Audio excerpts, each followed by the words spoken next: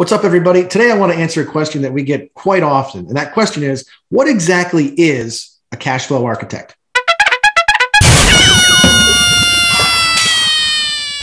So for those of you who don't know, I got into this business years ago after a friend of mine inherited an IRA, or a pre-tax retirement account. And I got to watch how the IRS came in and took more in taxes than the person who was actually saving in that account ever deferred throughout their lifetime. The inheritor, the beneficiary, ended up paying all this money in tax that really was kind of a mistake. And so I got to watch how traditional planning failed the consumer. And at the time, I was an architect. So I have an undergrad and a master's in architecture, and I believe design is beautiful. I believe that creativity is the spark of life.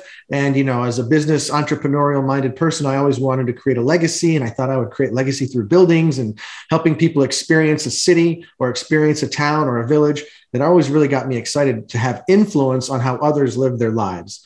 I fell out of love with architecture when I started doing it. I spent like 3 months in a really big architectural firm that did residential stuff. And I spent like 3 months designing a staircase for a billionaire. Now, don't get me wrong, it was a pretty cool staircase, but at the end of the day, it's not very fulfilling to design a staircase for that amount of time. So I was looking for something else. And at that same time, my friend experienced this inheritance, and I got to watch the IRS win.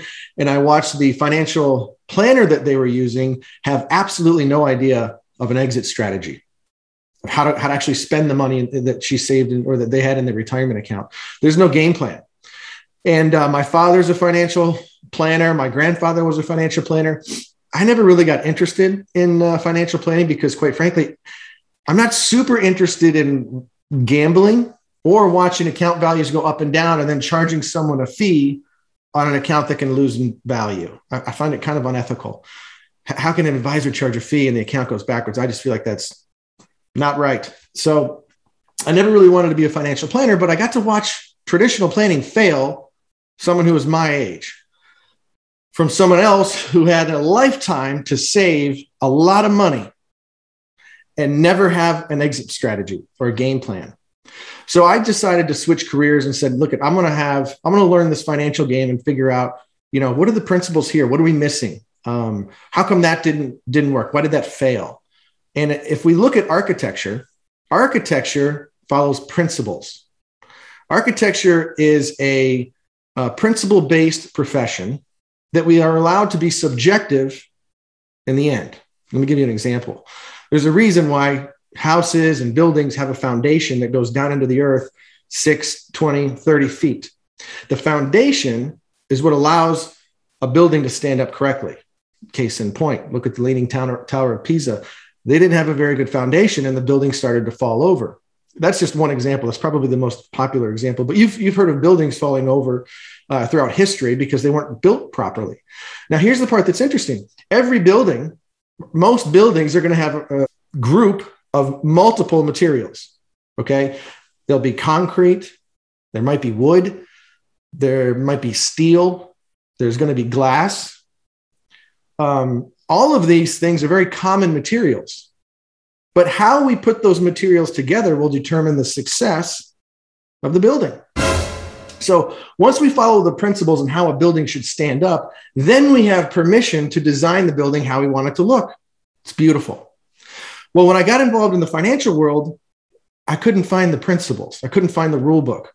The advisors that we were working with really didn't have a game plan. I remember asking advisors all the time, hey, why did you make that decision? You just helped a client get an IRA, for example, a retirement account. Why an IRA? And how did you determine that amount? Crickets. What I found early on is there really isn't a rule book for the financial industry. Here's an ironic little tidbit. Get this. In order to be a licensed architect, like to design buildings, you need an undergraduate degree. You need an accredited professional degree or like a graduate degree. You'll need around 3 years of an internship satisfying specific tasks like foundations, roofs, structures, civil engineering, stuff like that. You'll have 3 years of an internship, having your boss sign off that you're doing the work for 3 years. And then you're allowed to start taking the exams. last I checked, I think there were 6 or 7 exams that you have to pass. And each exam is like 3 to 7 hours long, includes design and structures and all that stuff. Now, after you pass all of that, you're talking like as much time as to become a medical doctor. What do you get? Liability. You'll notice if you're in the architectural field, you cannot use the word architect because the industry owns it. In order to use the word architect, you have to jump through all these hoops and get accredited so that you can call yourself a legitimate architect if you're in the building industry. If you're outside the building industry, you can call yourself an architect because you're not doing structures. So years, sometimes a decade of schooling to get liability in the long run. Do they get a pay raise? Maybe. At the end of the day, someone's got to pay them. So is their design good? It's just a mess. The profession is kind of difficult, and it wasn't very fulfilling for me. Now, some people get a lot of fulfillment out of it. I would argue most people don't, but I had to get out. So I wanted to apply these principles in the financial world. Okay. Now, you know what it takes to be a financial advisor? A couple of months. All you need is a few licenses. Quite frankly, you don't even need that many licenses if you don't want to manage accounts that go up and down. When you start managing the volatile accounts, you need a little bit more education.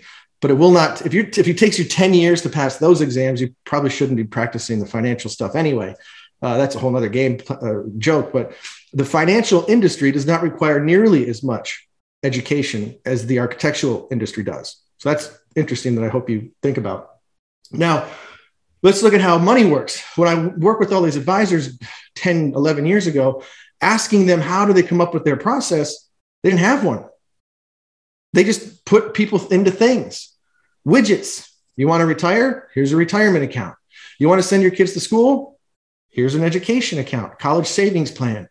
Oh, you want a house? Talk to my mortgage person. By the way, a 15-year rate is better than a 30-year rate. Well, how do those decisions relate to each other? That's like going to a brick salesman and saying, I want to build a house. Give me some brick.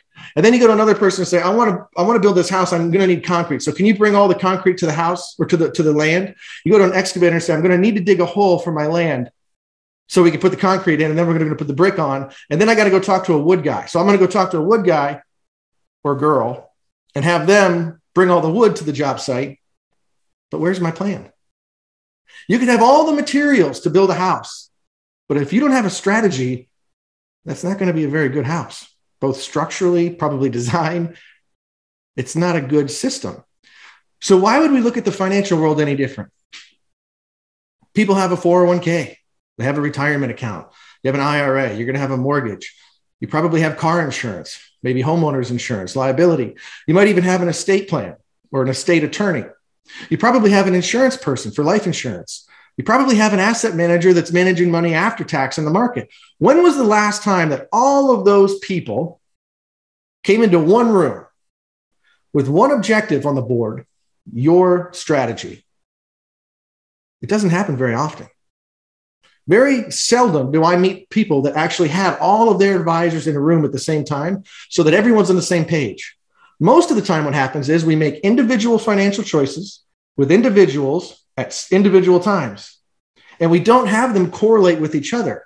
How on earth can we have a strategy if every financial decision is not correlated? Because here's what happens. When you don't have a correlated plan, you have money slipping through the cracks, goes right through the cracks. And that money that goes through the cracks is money that's gone forever, whether it be fees, liability exposure, unnecessary taxation. Those mistakes are what cost people hundreds of thousands, if not millions of dollars over their lifetime. So when I started getting involved with this, I noticed all of these mistakes that advisors are making by not having a real designed plan for their client. I've been doing this for 10 years now, had the pleasure of working with people all over the country. Literally, it's awesome because of the internet. 20 years ago, we couldn't do this. So the timing of the internet, along with what we're teaching, is phenomenal because we get to meet people all over. And we're applying design principles to the financial world. Now, there's 4 pillars of financial success. We teach this stuff in our training. But at the end of the day, a cash flow architect is someone who will help you design your cash flow throughout your lifetime and ideally through retirement so that you will have more money with less risk. That's it. Just like an architect is going to show you how to put bricks and glass and concrete and steel together, a cash flow architect is going to show you how to put all this stuff together so that at the end of the day, your cash flow goes up and your risk goes down. So I hope that helps. If you have any questions or comments, leave it in the comments below. We do check our page often, so I'd love to hear what you think. And if you like more of this content, don't forget to subscribe. We love talking about money. See ya.